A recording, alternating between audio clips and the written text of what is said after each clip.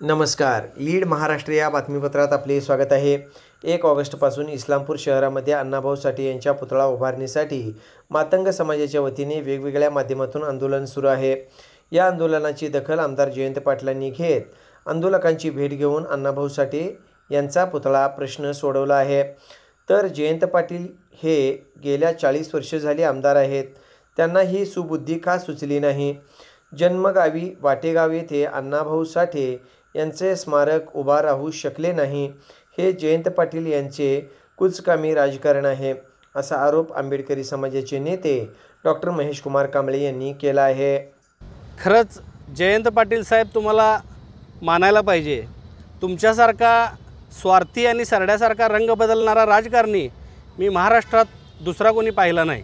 याचं कारण असं की गेल्या 4 दिवसामागं इस्लामपूरमध्ये आमच्या मातंग समाजाच्या व बहुजन समाजाच्या वतीनं भव्य आक्रोश मोर्चा काढण्यात आला होता. आणि त्यामध्ये इस्लामपूर शहरामध्ये डॉक्टर लोकशाहीर अण्णाभाऊ साठे यांचा पुतळा उभा करण्यात यावा ही प्रामुख्यानं मागणी होती. पण या मागणीच्या आंदोलनामध्ये 3 आमच्या मातंग समाजातील बांधवांनी डोकी फोडून घेतली, ते रक्तबंबाळ झाले. मग जयंत पाटलांना 40 वर्षामध्ये असं का वाटलं नाही की स्वतःच्या इस्लामपूर वाळवा मतदारसंघामध्ये लोकशाहीर अण्णाभाऊ साठेंचा पुतळा इस्लामपुरात व्हावा? तसेच वाटेगाव हे अण्णाभाऊ साठेंचं जन्मस्थान, ह्या जन्मस्थान असणाऱ्या गावामध्ये आज अखेर लोकशाहीर अण्णाभाऊ साठेंचं स्मारक उभं राहू शकलं नाही. ह्याला पूर्णतः जबाबदार जयंत पाटील आणि त्यांचं कुजकं राजकारण आहे. ह्याचं कारण असं की त्या वाटेगावमध्ये जिथं स्मारक उभं करायचं होतं त्या जागेचा वाद हा न्यायालयात गेला. पण मला जयंत पाटलांना सांगायचं आहे, तुम्ही कालच्या आंदोलनात आमच्या समाज बांधवांचं आंदोलनात डोकी फोडून घेतल्यावर रक्त बघितल्यानंतर तुम्ही लगेच मतांची बेरीज डोळ्यासमोर ठेवून तुम्ही जाहीर केलं की राजाराम बापू बँक हा अण्णाभाऊ साठेंचा पुतळा स्वखर्चानं उभा करेल. मग तुम्हाला 40 वर्षाच्या आमदारकीच्या काळात ही सद्बुद्धी का सुचली नाही? तुम्ही 20 वर्ष कॅबिनेट मंत्री होता, 8 वर्ष या राज्याच्या चाव्या तुमच्या हातात होत्या, अर्थमंत्री होता, 5-6 वर्ष पालकमंत्री होता.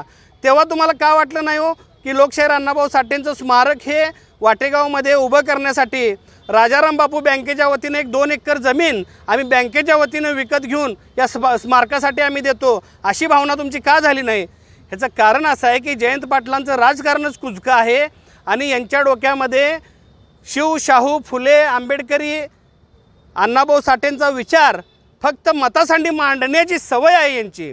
ॲक्च्युअल ह्यांचे विचार सत्यात उतरवण्याचा यांचा कधीही प्रयत्न नाही. याचं दुसरं उदाहरण तुम्हाला सांगतो. एवढा मोठा देशात गाजला प्रश्न मिरज तालुक्यातील बेडग येथील बाबासाहेब आंबेडकरांची कमान पाडल्यानंतर त्या समाजानं लाँग मार्च काढला बेडग ते मुंबई. पण त्या लाँग मार्चच्या दरम्यान पावसाळी अधिवेशन सुरू होतं. पावसाळी अधिवेशनामध्ये हा प्रश्न आंबेडकरी समाज रस्त्यावर लेकराबाळांसहित चालत असताना दिसल्यानंतर अमरावती जिल्ह्यातल्या दर्यापूरच्या आमदारांनी तारांकित प्रश्न मांडला, लक्षवेधी मांडली. पण ह्या जयंत पाटलांसारख्या जातीवादी आमदारानं किंवा जिल्ह्यातल्या दुसऱ्या कुठल्याही आमदारानं हा प्रश्न या विधानसभेच्या अधिवेशनात मांडला नाही. ही दुर्दैवाची बाब आहे. म्हणून मी जयंत पाटलांना एक विचारतो की जयंत पाटलांनी 20 वर्षाच्या त्यांच्या सत्तेच्या काळात कुठल्या जिल्हा मध्यवर्ती बँकेच्या किंवा तुमच्या जिल्हा नियोजन समितीच्या किंवा जिल्हा मार्केट कमिटीच्या सदस्यपदी बौद्ध समाजाचा, मातंग समाजाचा कुठला संचालक तुम्ही निवडला हो? मग तुमचं हे बेगडी प्रेम तुम्ही अचानक लगेच मतांची बेरीज डोळ्यासमोर ठेवता. तुम्ही गेल्या विधानसभेला 11,000 मतांनी निवडून आला आहे. त्या वाळवा मतदारसंघात 22,000 मतदान हे मातंग समाजाचं आहे. हे बघून तुम्ही डाव टाकताय काय? ठीक आहे, तुम्ही मोठ्या मनानं आज जाहीर केला की लोकशाहीर अण्णाभाऊ साठेंचा पुतळा राजाराम बापू बँक स्वखर्चानं उभं करेल. पण मला तुम्हाला सांगायचं आहे, समाजाची फसवणूक करू नका. तुम्ही जर तुमची खरीखुरी जर इच्छा असेल तर तसं निधी मंजुरीचं पत्र, जागेचं मंजुरीचं पत्र हे अधिकृतरित्या पुतळा समितीला द्या किंवा नगरपालिकेला द्या. तेव्हा जयंत पाटील तुम्ही खरेखुरे राजकारणी आहात असं समजेन. पण जयंत पाटील हे सातत्यानं सांगली जिल्ह्यात असेल किंवा महाराष्ट्रात आता त्यांना एक काम काही राहिलेलं नाही. त्यांचं प्रदेशाध्यक्षपद गेलेलं आहे, सत्तेचा कुठला त्यांचा अधिकार राहिलेला नाही. म्हणून कुठंतरी आपल्याला विचारात घेतले जावं ही केविलवाणी धडपड ही जयंत पाटलांची सुरू आहे. पण जयंत पाटलांच्या मनातला आणि डोक्यातला जातीवाद काही कमी झालेला नाही. जयंत पाटील हे कट्टर जातीवादी विचारसरणीचे आहेत, फुले शाहू आंबेडकरी विचारधारेचे नाहीत असं मी स्पष्टपणे आज जयंत पाटलांच्यावर आरोप करतो.